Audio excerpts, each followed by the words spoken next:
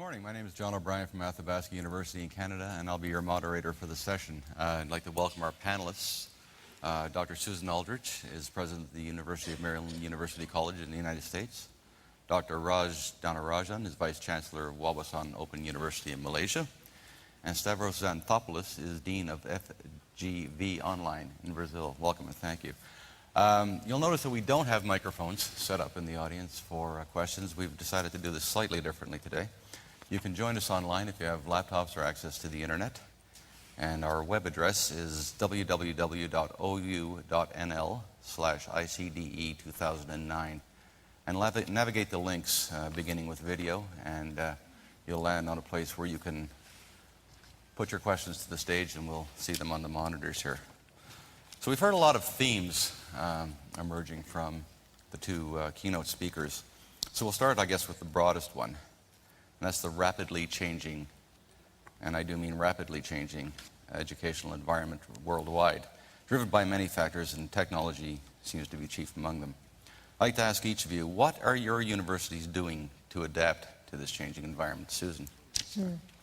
The technological advances today give us an opportunity not only to launch our education programs online through distance education, but also give us an opportunity to provide richly web-enhanced courses, web-enhanced opportunities for our traditional face-to-face classes.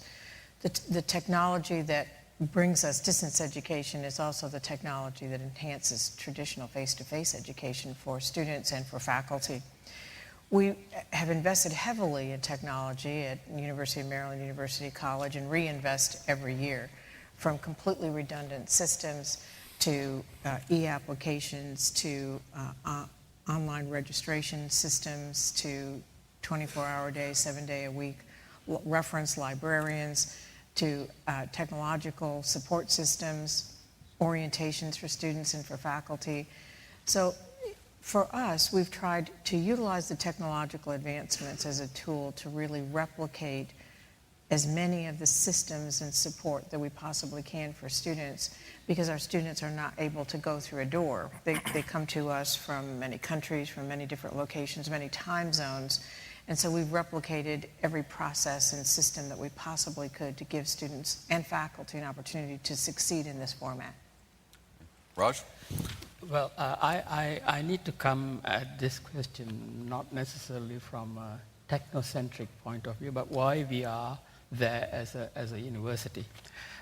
Malaysia falls somewhere in between a quote developed and a quote developing country. Roughly of our 11 million workers in the country, something like 9 million have less than 9 years of schooling.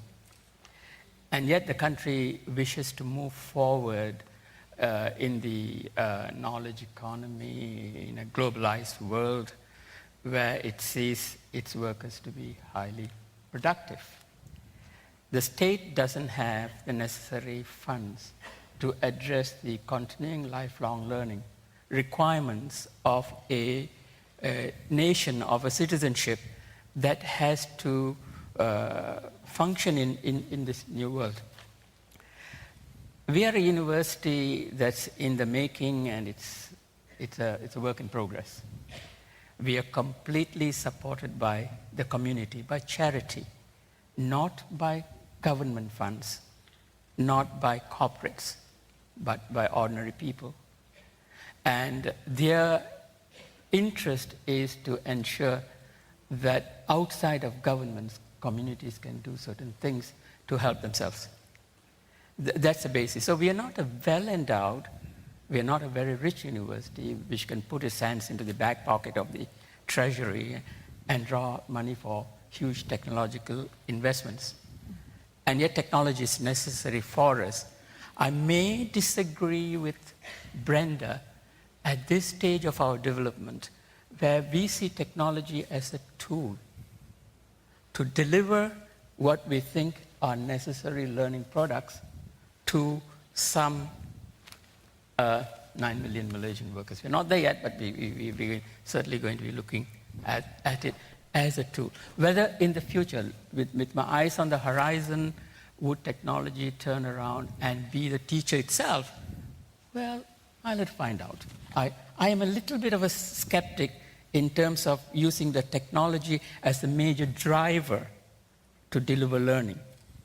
I'd like to, at least in my context in Malaysia, be a little bit of a realist, have my feet on the ground and say, I'm going to use this technology to reach that audience that I'm expected to reach.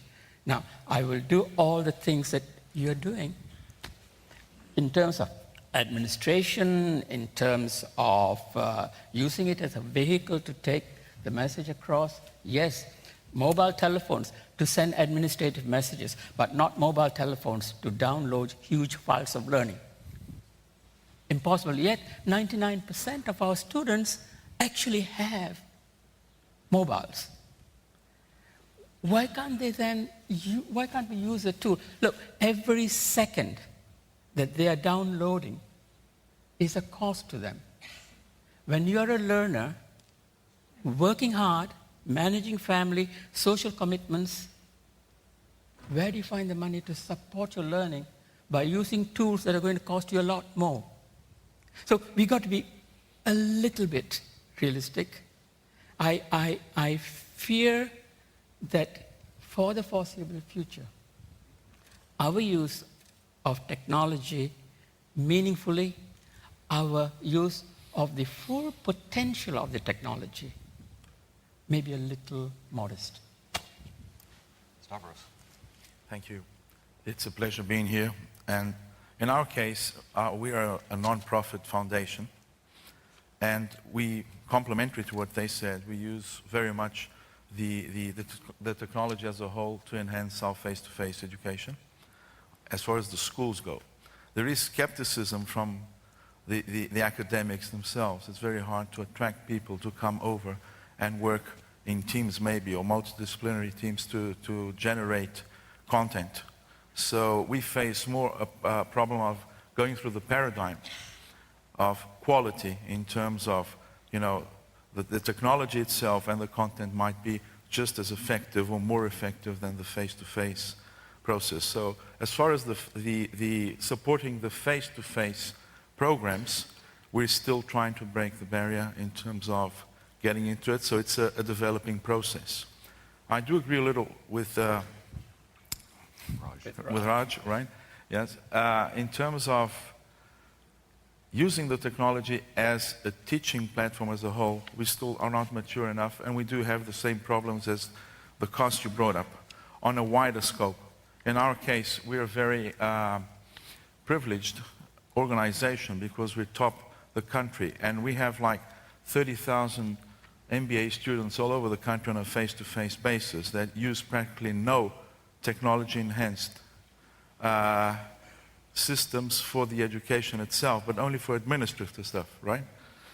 And on the other hand, the unit that I'm ahead of, we are just putting in 100% effort of having online courses and webcasting and stuff like that, which makes us maybe the vanguard of the institution to try and work with the distance education, but focused more on continued education, where workers lack time and lack they need flexibility to get their education.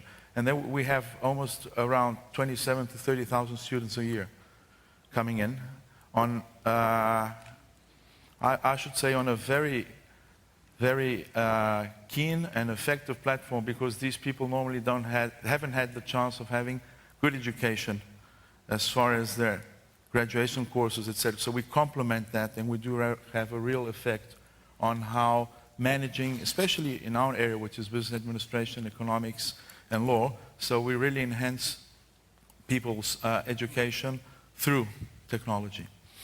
On the other hand, if we take it on a general, we have an extension which is continental.